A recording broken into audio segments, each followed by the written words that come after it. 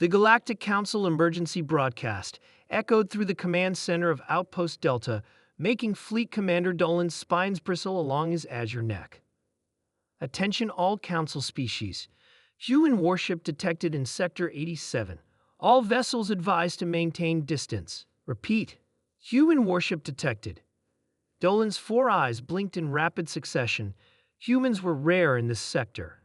Their homeworld was dozens of light years distant. More concerning was the universal warning that accompanied their military vessels.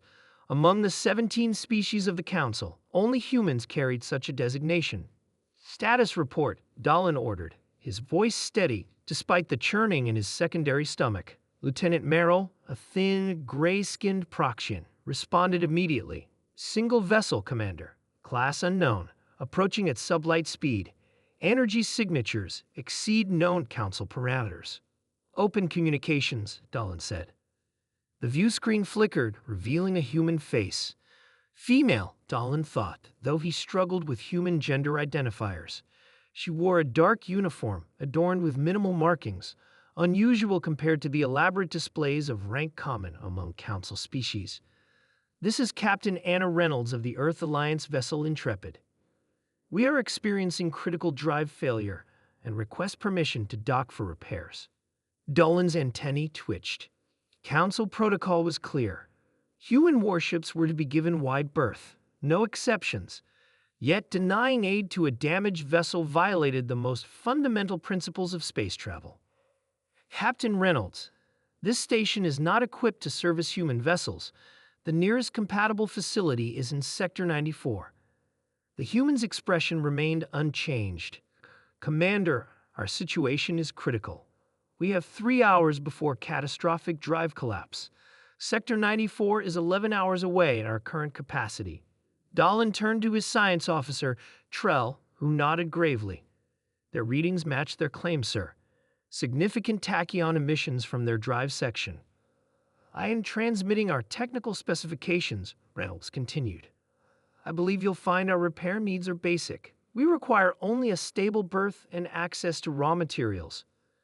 Dolan reviewed the data scrolling across his screen. The humans were being forthright. Their needs were indeed modest. Still, the warnings about human military technology were clear. Permission granted, Captain, Dolan finally said.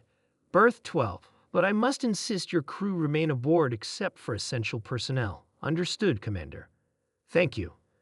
As the transmission ended, Dolan's second-in-command, Vidic, approached. Sir, with respect, Council directives. Take precedence over fear, Lieutenant, Dolan finished. Station a security detail, but show them every courtesy.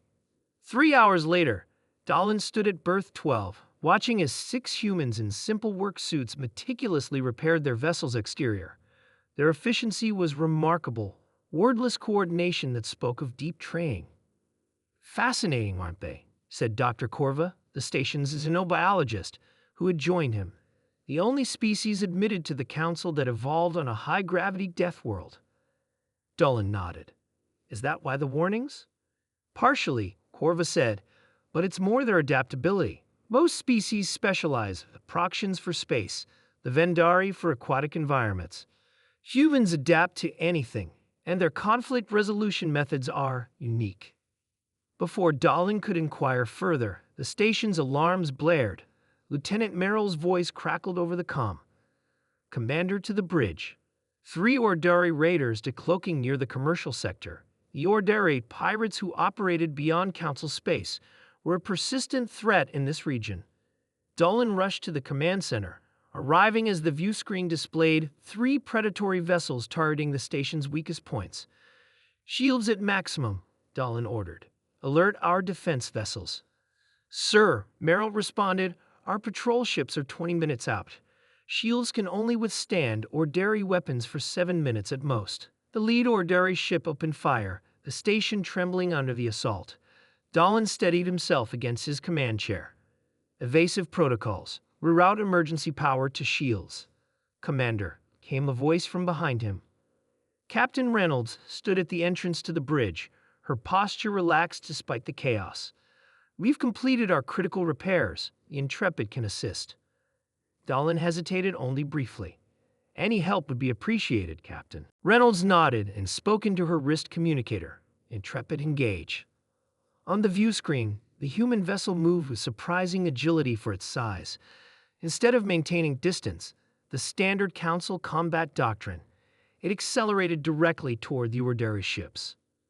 "What are they doing?" Vic whispered. The human ship fired no weapons, continuing its collision course. At the last possible moment, it vented something from its hull.